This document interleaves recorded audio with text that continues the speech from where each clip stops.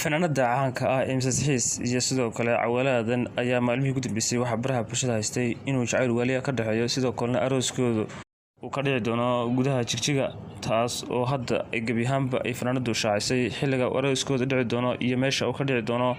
Mrs Xiis ayaa waxay sheegtay barta ay Facebook-geedana ku soo qortay qoraal dheer oo ay ku sharaxayso xilliga arooskeeda uu dhici doono iyo goorta. Waxay sheegtay in arooskeeda uu ka dhici doono gudaha Djibouti ee dowladda Djibouti, halkaasi oo sidoo kalena ay aad ugu faraxsan tahay in uu xaajigeeda noqdo. Cawaladan waxay barteeda Facebook ku sheegtay in badan ay soo wadaageen nolosha sidoo kalena jacayl waliya uu ka dhaxeeyay Cawaladan iyo Mrs Xiis, waxaana sheegtay inay maanta doonayso inay calmato xaajigeeda cusub oo halkaasi oo in badan ku taamisay. Waxaana sheegtay in ay aad ugu faraxsan tahay in arooskoodu uu ka dhaco gudaha Djibouti ee halkaasi uu ka soo jeedo. Cawaladan ayaa ah wiil reer Djibouti ah sidoo kalena in badan fanka ku jiray ayaa waxa uu soo baxayaa arooskan iyo sidoo kale jacaylka waalida ah ay isku qabaan.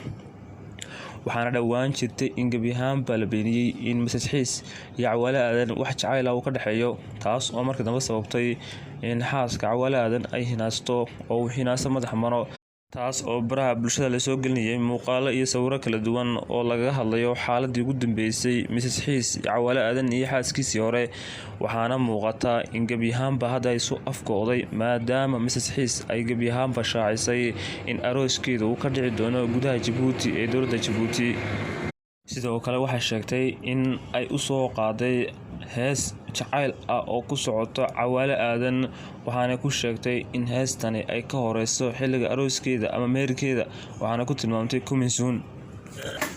Waxaana maalmihii ugu dambeysay socotay in fanaaniinta caanka ah ay hoosta iska mehersadaan ama gabi ahaanba ay hoosta jacayl ka wada yeeshaan iyo xiriir waaliya, kabacdina ay soo qaraxdo ama ay soo muuqato in uu meher ama aroos ay qabsan doonaan, taas oo gabi ahaanba baraha bulshada mar qura aan lagu war helo. Sidoo kalena fanaaniintu badankooda inta ay beeniyaan marka dambe ay run noqoto.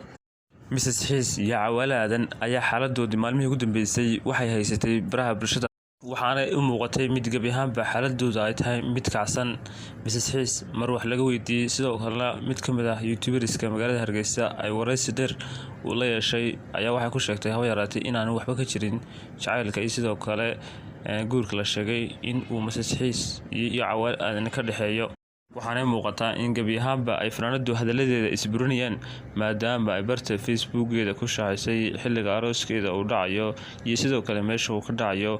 Waxaa kaloo ay sheegtay in ay hees waali ah oo coming soon ay u soo qaaday jacaylkeeda sidoo kale ninkeeda cusub ee Cawaladan, taas oo baraha bulshada qabsatay hadda.